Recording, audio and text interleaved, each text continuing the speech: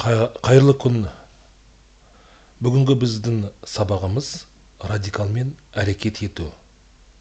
Біріншіден сіздерді бірінші сабақпен құттықтаймын. Осы біздің курс ұбт-ға арналған. Бірақ осы курсты әр мектеп оқушысы көріп, математика пәні бойынша сауатын ашып, білімін көбейтіп,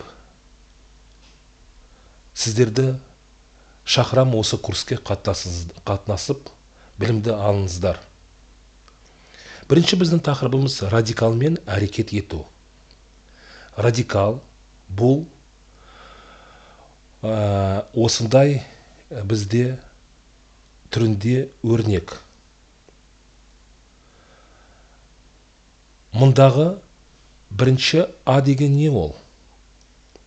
А түбір астындағы өрнек. Б деген не ол? Бізде радикал Б-ға тең. Б ол бізде Б n дәрежесінде болған кезде, ол бізде А-ға тең. Енді n ол түбірдің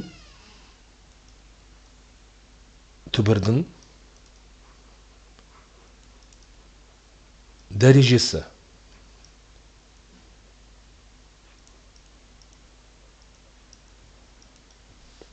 Қараңыздар, бізде n 2-ге тең болған кезде, ол бізде квадрат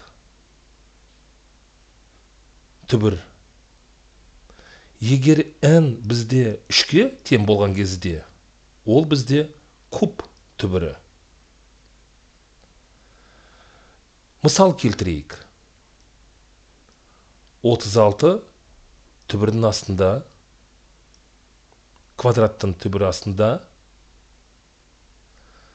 ол бізде 6-ға тең. Келесі бізде мысал куб түбірінің астында 27. Ол бізде 3-ке тең. Себебі 3 көбейті 3-ке және көбейті 3, ол бізде 27-ні береді. Тағда бір мысал келтірейік. Куб түбірінің астында -8. Ол бізде 2-ге тең. Қараңыздар. -2-ні көбейткен кезде -2-ге, көбейткен кезде -2-ге, ол бізде минус ол бізде плюс береді, және минус. Сол себептен бірінші біз минусты қоямыз, и 8-ге тең болады. -8-ге. Себебі бізде, қараңыздар, Б n дәрежесінде ол тең А-ға. Енді бізде түбірдің 12 сипаттамасы бар. Сонымен мен сіздерді таныстырайын. Біріншісі.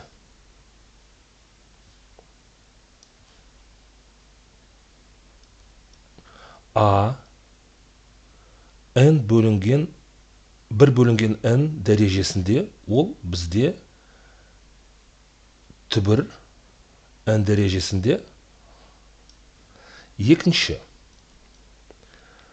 А m бөлінген n, ол бізде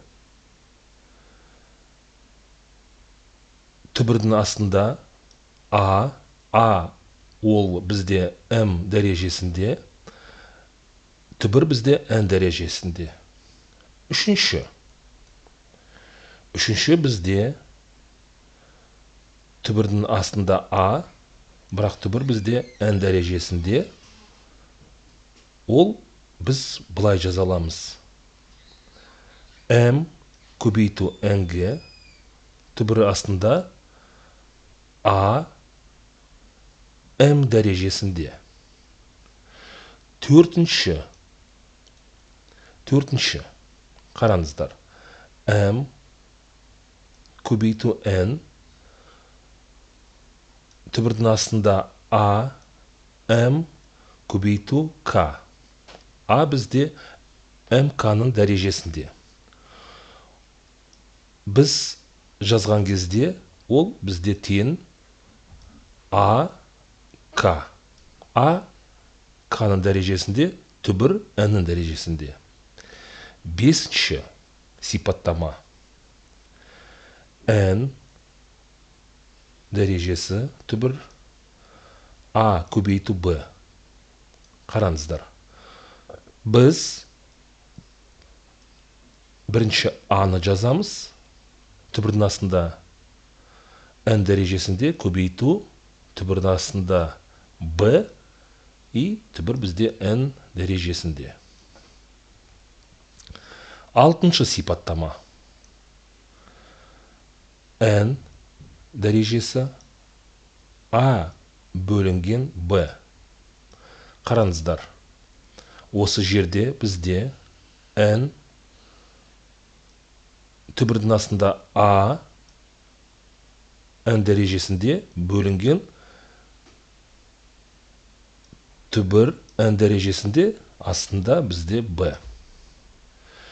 Жетінші сипаттама. Қараңыздар. N түбірдің бізде астында М және түбір А. То есть бізде түбірдің ішінде түбір. И ол бізде тең М көбейту N түбірдің астында А. Сегізінші қараңыздар. Бізде А көбейту түбір бізде N дәрежесінде, Б ол бізде неге тең? Ол бізде тең N түбір N дәрежесінде, А N көбейту Б. Осындай бізде ереже пайда болды. Енді тоғызыншы қараңыздар. Түбірдің астында А квадратта. Ол бізде тең модуль Аға. Оныншы біздің сипаттамамыз. Қараңыздар. 2N дәрежесі, түбірдің астында А 2N. Ол бізде тең модуль А.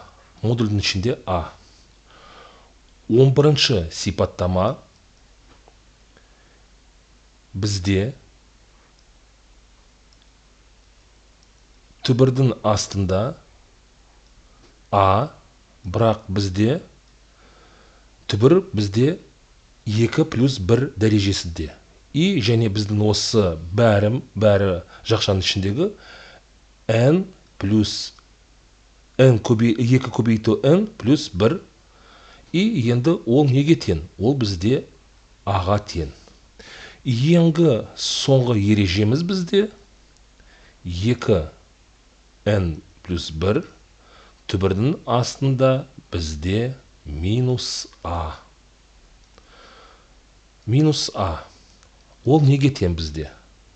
Значит, ол бізде тең минусты біз шығарамыз түбірдің астынан. Түбірдің асты А болады, бірақ дәрежеміз қалады 2 көбейту N плюс 1. Осымен, қадірлі оқушылар, бірінші сабағымыздың теориясы бітті. Келесі сабақ бізде практика сабағы болады.